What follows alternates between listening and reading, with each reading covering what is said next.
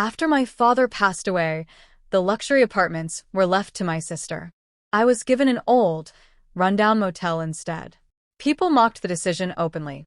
My husband didn't say much at first. He just looked at me with disappointment, called me worthless, and eventually threw me out along with our 2 sons. That same night, we ended up inside that abandoned motel. What I discovered there shook me to my core. Before I continue, make sure you like and subscribe. Now, let's begin. My name is Emma. I'm 35 years old, a mother of 2 boys. For weeks after my father's death, the family gathered for the reading of his will. The atmosphere was heavy, cold, formal, and silent. My sister Olivia sat with perfect posture, calm and confident. Her husband held her hand tightly, as if they already knew they had won something important. My husband sat beside me, avoiding my eyes completely. The lawyer opened the document and began reading aloud. The downtown apartment complex is assigned to Olivia. My sister immediately smiled. Her husband looked satisfied. Pride showed on both their faces. Then came the next line. The Sunset Highway Motel is assigned to Emma. A heavy silence filled the room. Someone coughed awkwardly. My sister tried to hide her amusement, while my husband didn't even attempt to conceal his reaction. On the drive back, he said nothing at all. That evening, Olivia and her husband visited for dinner. It was meant to be a family gathering, but it felt more like a celebration, just not for me. Halfway through the meal, my husband lifted his glass and spoke while looking at Olivia. At least one daughter received something valuable. Olivia let out a soft laugh. Her husband joined in. Even my aunt gave an uncomfortable smile. Laughter filled the room, while I forced myself to stay quiet. I told myself it didn't matter, but deep down it did. After everyone left, the house fell into an uncomfortable silence. My sons were upstairs asleep, while I cleaned the dishes. Then my husband finally spoke. "A motel?" he said, disbelief in his voice. I stayed silent. "A broken roadside motel," he repeated. "It's still property," I answered softly. He turned toward me with cold eyes. "Your sister builds real wealth," he said. "And you got handed trash." His words cut deeper than I expected. Then he said something I will never forget. "You are useless." The room went completely still. His gaze shifted toward the staircase where our children were sleeping. "Take them and go live there," he added. I stared at him, waiting for anger to pass, hoping he would take it back. But he didn't. "If that's what your father left you, then that's where you belong." My hands trembled, but I refused to cry in front of him. Without another word, I went upstairs, packed clothes for my sons, and left. The motel was nearly an hour away. The highway was dark and quiet. My younger son fell asleep quickly in the back seat. The older one kept asking if we were moving. "Just for a little while," I told him. When we arrived, the motel sign flickered weakly in the wind. Several letters were missing. The parking lot was empty. No guests. No cars. The office door creaked loudly when I pushed it open. The smell hit me immediately. Old wood, dust, and stale air that hadn't moved in years. I chose the least dirty room I could find. I wiped the beds with tissue and covered them with our jackets since there were no clean blankets. The boys were too exhausted to complain. They fell asleep almost instantly. I sat beside them for a long time, watching them breathe. This wasn't the life I had imagined. Not after 12 years of marriage, not after supporting my husband's business, not after keeping everything together at home. Around midnight, I returned to the reception area. The electricity was still on, and a small lamp glowed behind the counter. I sat in my father's old chair. Dust-covered guest registers, faded folders, and a broken clock surrounded me. I started checking drawers, one empty, another filled with old receipts. Nothing unusual. Then something caught my attention. Behind the counter, close to the wall, there was a wooden cabinet. It looked newer than everything else, almost recently placed. That didn't make sense. The place had been abandoned. I stepped closer. The cabinet was locked, but a key hung right beside it on a nail. My breath caught. Why would my father leave the key so openly? The entire motel felt dead silent. Even the distant highway noise seemed far away. I held the key in my hand. For a moment, I hesitated, not because I feared what might be inside, but because I feared finding nothing at all. If it was empty, then maybe everything people said about me was true. Slowly, I inserted the key. It turned smoothly, almost as if it had been used recently. I opened the cabinet. Inside was nothing glamorous. No cash, no jewelry. Only documents, sealed envelopes, a folded map, and a small metal box. I first unfolded the map. It showed the motel property outlined in red. But there was also a blue line cutting through the rear section of the land. I didn't understand it yet. Next, I opened the envelopes. Most contained official letters, some from government offices, others from private companies. One name kept repeating, unfamiliar but persistent. Many letters were very recent. One dated just 3 months earlier. My father had already been ill by then. So, why was he still dealing with this property? I continued reading. Proposed highway expansion. Future commercial development. Zoning revision notice. My pulse quickened. Another envelope contained an offer letter. The amount written inside was staggering, far beyond what the motel could ever earn in years. I slowly lowered myself into the chair. The motel wasn't valuable because of its rooms. It was valuable because of the land beneath it. The back portion sat directly in the path of a planned highway expansion. The city intended to extend the road, and this quiet, forgotten motel would soon become a central access point. Traffic routes, businesses, fuel stations, everything would rise around it. Developers had already approached my father multiple times. Every offer had been rejected. Always. But why would he refuse such an opportunity? At the bottom of the cabinet, I found a small locked metal box. The key for it was already inside one of the envelopes, as if he intended for me to open it. Inside was a handwritten note. It was from my father.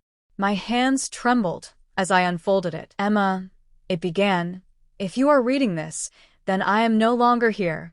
I froze. I know people will misunderstand my decision regarding the will. Let them. Tears blurred my vision. I didn't leave you the motel because it is worthless. I left it to you because it is strong. My breath caught in my throat. The city will approve the highway. The project was expected to begin within a year. Once that happened, the entire area would turn into something far more valuable than everything my sister had inherited combined. I pressed my hand over my mouth. He had known all along. This wasn't random. This was planned. The note continued. You have always been patient. You think before you act. That is why this is yours. I sat still for a long time. This place wasn't fading away, it was waiting. And no one else realized it. Not my sister. Not my husband. No one. Inside the same file, I found one last document, a recent meeting request from a development firm. They wanted another discussion. The appointment was set for next month. They were still pushing forward. At that moment, everything my husband had said at dinner felt different. The insult, useless, suddenly seemed meaningless. He had mocked this place. He had forced me here, and now I was sitting on something he could never even imagine. I carefully placed everything back into the cabinet, locked it, not out of fear, but because I wasn't ready to reveal it yet. Not to anyone. The following morning, my phone rang. It was my sister. Her voice was cheerful, almost excited. We're restructuring one of our properties, she said. The investors are very impressed. I could hear pride in every word. How's the motel holding up? She asked casually. I glanced around the dusty office. It's quiet, I replied. She gave a small laugh. Well, at least it's calm there. After the call ended, I stepped outside. The highway was already active. Vehicles rushed past without noticing the faded motel sign, Sunset Motel. But that wouldn't last forever. I turned my gaze toward the empty land behind the rooms. That stretch matched the blue line on the map. That was where everything was going to change. And for the first time since I had been forced here, I didn't feel discarded. I felt like I had been placed exactly where I was meant to be. But I still needed confirmation. Documents could lie. Reality couldn't. If the project wasn't officially approved, then it was still just speculation. I took out my phone and searched for the city planning office. If my father had been right, then this wasn't punishment at all. It was opportunity. When I called the planning department, a woman answered.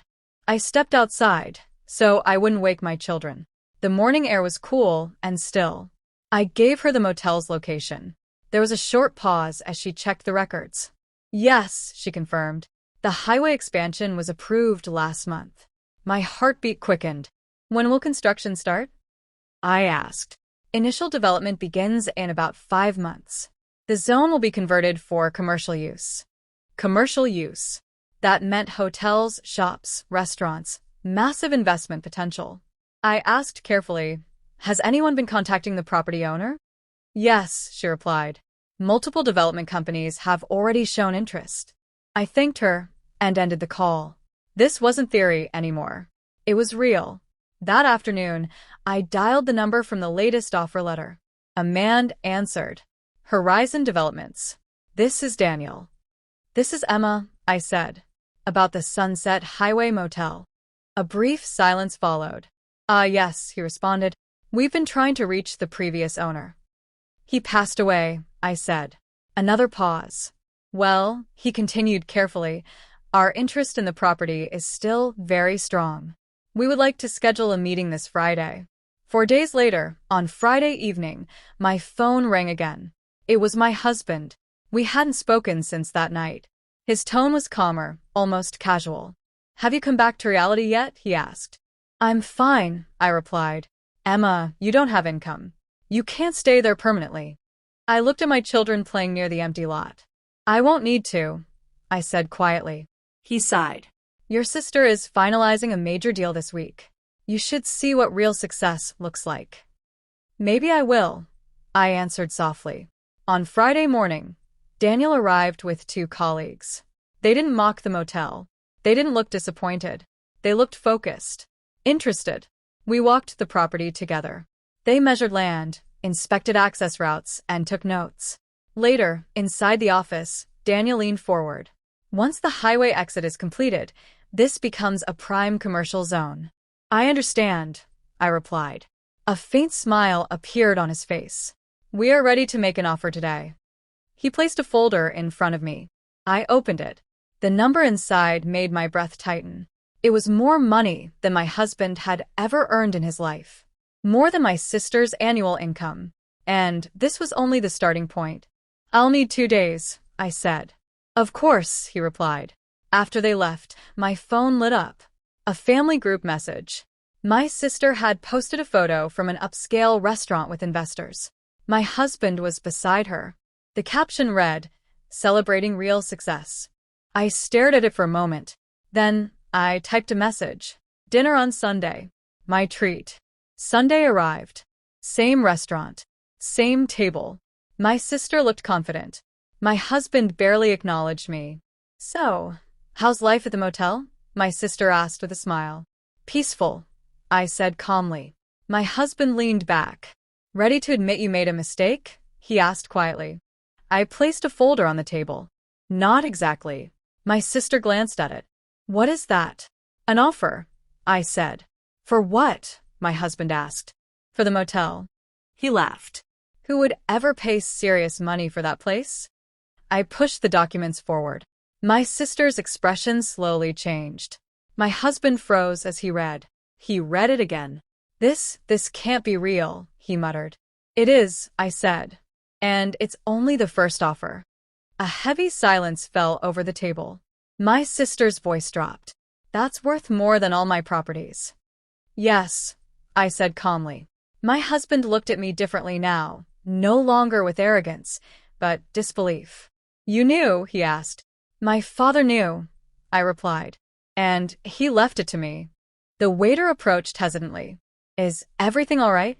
Yes, I said, closing the folder. Everything is finally all right.